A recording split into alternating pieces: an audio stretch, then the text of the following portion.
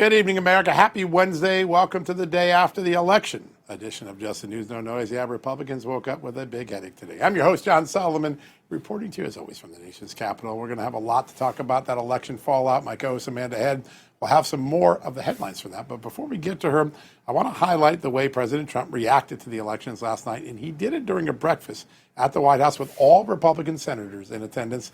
It was this morning, and much of the talk focused on the shutdown and ending the filibuster to finally get the government reopened for the American people. Take a watch. The biggest thing is the filibuster. We have to get the country going. We will pass legislation at levels you've never seen before, and it'll be impossible to beat us. By the way, if they do, they're going to do it anyway, and they are going to immediately do the filibuster. And when they do the filibuster, they're going to pack the court. They want at least five justices. Now I hear it's up to 5. I actually heard up to 7 and up to 9. How about that? The Democrats are going to do it anyway, so do it first, Republicans. That was a powerful argument from the president. Senate Majority Leader John Thune, though, wasn't that enthused. He actually said that ending the filibuster is just something that won't happen. He said the Republicans just don't have the votes to do it. House Speaker Mike Johnson also weighed in, even though the House doesn't have a say, and he also opposes blowing up the filibuster as well, saying that it's an important safeguard against Democrats' future wishes. We'll see how that plays out. All right, we got a lot more on the election. I want to turn to something we're going to break right here, right now. I just got this before I came on air. The team will put it on air right now. Remember Tina Peters? She was the election clerk in Colorado that was sent to prison and convicted for her efforts to raise questions about election issues during the 2020 election in that state. Well, today, Just the News obtained this letter showing that the Deputy Attorney General in the federal government is working. Todd Blanche is asked the Bureau of Prisons to find any way they can legally to move Tina Peters out of Colorado State Prison and into federal prison. Now, that could signal several things. One, they're worried about her safety. Two, that she might become a witness in some future federal investigation. Therefore, having her in federal custody would be a part. We don't know the reason for this request, but we have confirmed that this request has occurred. Breaking news, the story is going to be up on justthenews.com. You got it first because you watch us here at Real America's Voice. And with that, I'm going to turn to my amazing co-host, Amanda Head, who's been tracking a whole lot of other news, Amanda. Yes, indeed.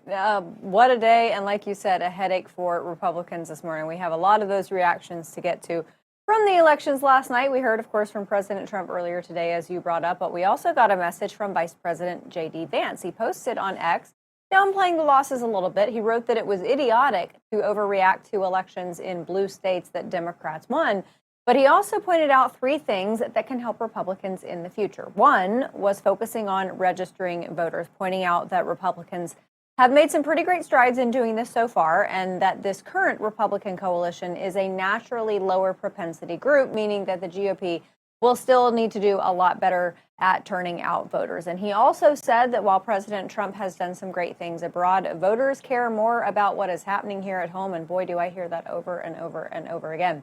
And his third point, that was addressing Republican infighting, noting it is time to, what? Well, stop the infighting. And Speaker Mike Johnson also brushed off the election results, saying earlier today that everyone saw what was coming and that no one should read too much into last night's outcomes. But is that true? We're going to be attempting to answer that question a little bit more tonight. John, it was a bloodbath. I believe that was the word used in one of our headlines over at Just the News this morning. Yeah. Pretty accurate. Yeah, listen, they just underperformed. Whether you lose the race or not, we Republicans weren't in the game on get out the vote. They were way behind on get out the vote. They were way out in enthusiasm. They were way under on candidate quality. And they forgot the lessons of 2024. Donald Trump ran one of the greatest get-out-the-vote operations in American history. We had Lee Zeldin come and chronicle for it. 3.4 million people who never voted got turned out by that early voting operation. They didn't do it. And then President Trump, though, on the last election, by telling people, I feel your pain. I know we got to make the economy better for you. Those candidates who ran last night didn't run on that. And by the way, Donald Trump gave him some great talking points. Eggs down, gas down. Prescription drugs are going to be down because of the new deals there. The world's going to be safer. We can spend less money because we won't have to defend against some wars because we've ended them, and making peace. None of the candidates leaned into the Trump agenda. When you run away from your president instead of his successes, you end up with the bloodbath you got last night. I think it's just that simple. I think that's absolutely right. And I know that our first guest is going to have something to say about this as well. He's in the thick of it. I know. Joining us right now from the great state of Wisconsin, where I spent a lot of my life. Great congressman and good friend, Congressman Tom Tiffany. Sir, good to have you on the show. Amanda and John, it is always good to be back. All right, I'd love to get your analysis. You call balls and strikes really well, and Republicans underperformed expectations, and just the general. Listen, there were blue states, I get that, but the whooping was pretty bad. What's the lesson that those who are going to run in 2026 need to learn from this? So, yeah, we did underperform, no doubt about it. I have to say, there was one very disappointing race that was more disappointing than any other, and that was the Attorney General's race in Virginia. When you have a candidate that calls for the death of a colleague and their family members, their young children, that is just beyond the pale. And so it's really disappointing that Virginians would see fit to send somebody like that to office. Now, having said that, we underperformed. There's no doubt about it. And we're going to have to do better here if we're going to win in 2026. Absolutely.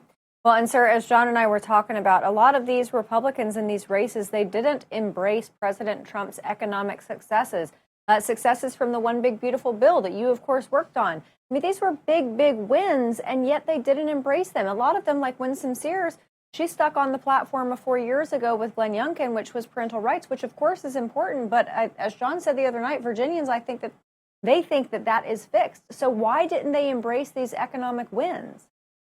Yeah, you can't talk about yesterday's issues, even if they're really important. I mean, the electorate decides. And right now, I mean, the buzzword is affordability, and it is. It's the high cost of living.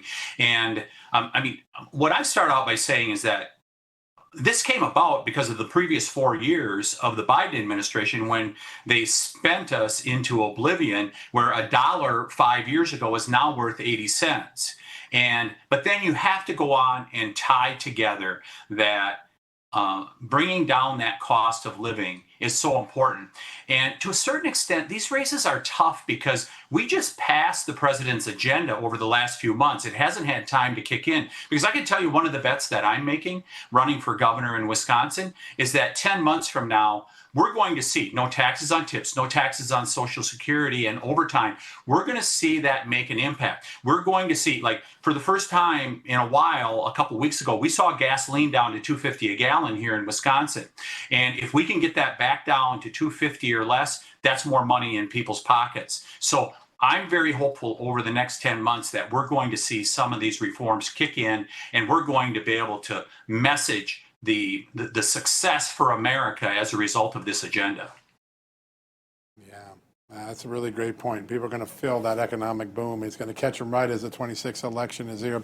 As you look out, sir, about the agenda that you're going to pursue as the governor of Wisconsin, what are the things that in a state like Wisconsin, a battleground where people are just coming out of the Biden economy doldrums, what are the sort of things that most resonate and that you'll make sure you resonate with when you run for, as you're running for governor? So let's talk about affordability. We used to be the second lowest cost for energy in the Midwest, and we're now the second highest. And it's because of this conversion to wind and solar, high cost wind and solar electricity that is destroying some of the most beautiful farmland that you'll find in America right here in Wisconsin.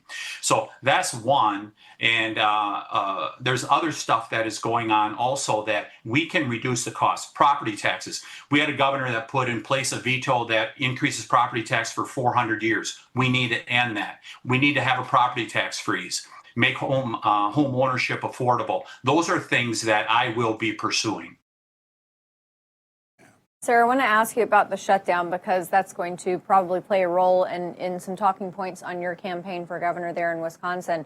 We had hypothesized that last night was kind of that maybe could be the turning point, I suppose, for Democrats, that they wanted to wait till the election was done. They could use it for leverage then. And now maybe they'll be thinking about reopening the government because they're holding the people of Wisconsin and the rest of the countrymen as hostage. Yeah, I mean, clearly Democrats were not looking out for the American people, right? This is always a political calculus whenever they do this. I think part of it is that Hakeem Jeffries and Chuck Schumer, they don't want to be the first Democrat ever to lose a shutdown. And I think that's part of what is motivating them. But regardless, this needs to be resolved. We have people that are not getting paid that do very important jobs like air traffic controllers. Get it resolved. And the president was right this morning when he said that, hey, let's just pass the continuing resolution and we'll deal with those issues that you think are important because they're important to us also. Yeah, we'll see. Do you have any sense that Democrats are willing to engage now, or are they still holding the line pretty stubbornly? I could see them being very stubborn at this point where they will overplay their hand as a result of this. The progressive left is, I mean, they are determined to run this country. The Bernie Sanders cabal, I mean, they are determined. So I think they're going to be really tough to negotiate with here going forward because they think they got a mandate last night. Yeah. Sir, I want to touch on some immigration issues because the H-1B visa issue seems to be one of these things that Republicans are a little bit divided on, but it is a program that has been abused over and over and over again, especially by our universities. You've got some legislation aimed straight at it.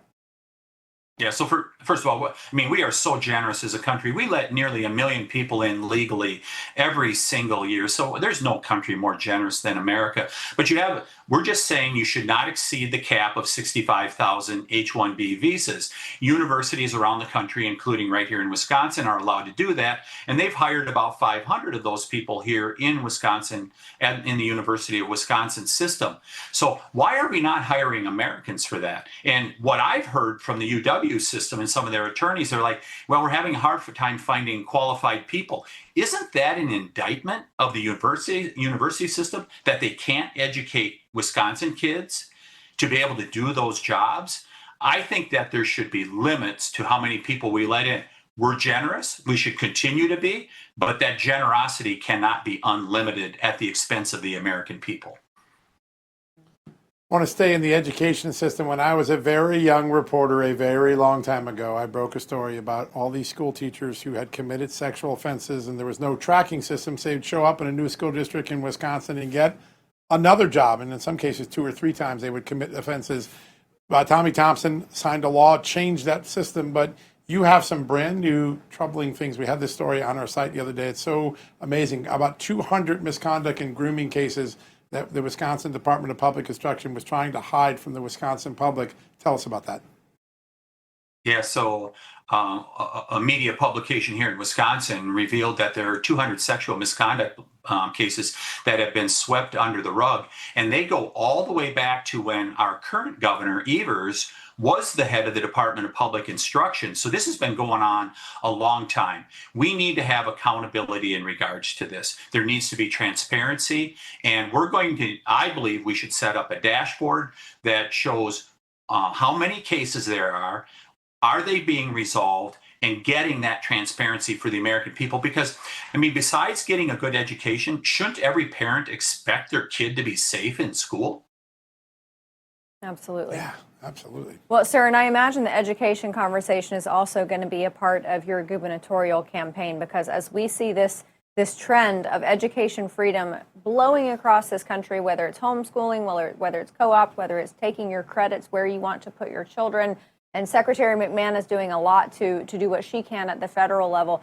Talk to us about that aspect of your campaign as you're talking to folks in Wisconsin.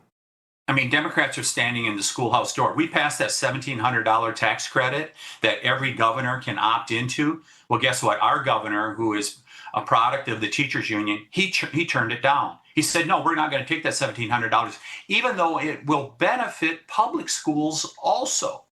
So we have fallen behind Mississippi in terms of educational attainment here in Wisconsin. 1 and 3 fourth graders can read at grade level.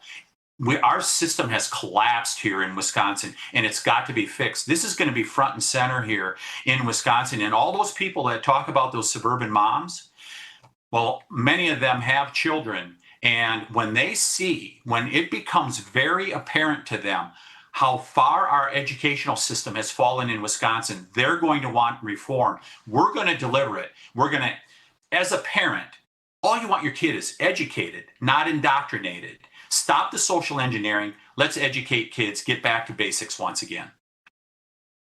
What a great idea. Isn't that amazing? Here's a tax credit that could help families and the government officials who are elected to help the people prevent them from using it. It's just remarkable. Congressman, it's always a great honor. We're watching closely your race. I think it's going to want to be one of the biggest races of 2026. A great honor to have you on the show. Thanks for joining us. Yeah, this is going to be one of the big ones in 2026. We're looking forward to it. Thank you.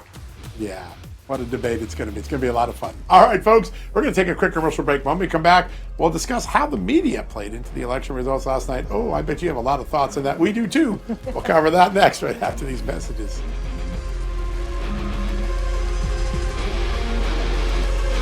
Hey, America, as an investigative journalist, I've built my career on facts, and I always do my homework before recommending anything to my audience.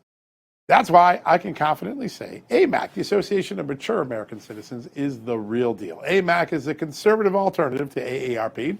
They're fighting for faith, family, and freedom in bringing their members real value, discounts on travel, insurance, and retail, helpful resources that help you thrive, in the excellent AMAC magazine packed with information that actually matters to patriots like you and me. Now, right now, when you choose a 5-year membership, you'll save up to 33%. That's just $120 a month to join a movement working to hold Washington accountable and preserve the values that we all care about. I vetted them. I trust them. You should too. Visit amac.us/justnews and become a member today, just like me. That's AMAC, AMAC.us/justnews. AMAC, protecting America's future, one member at a time.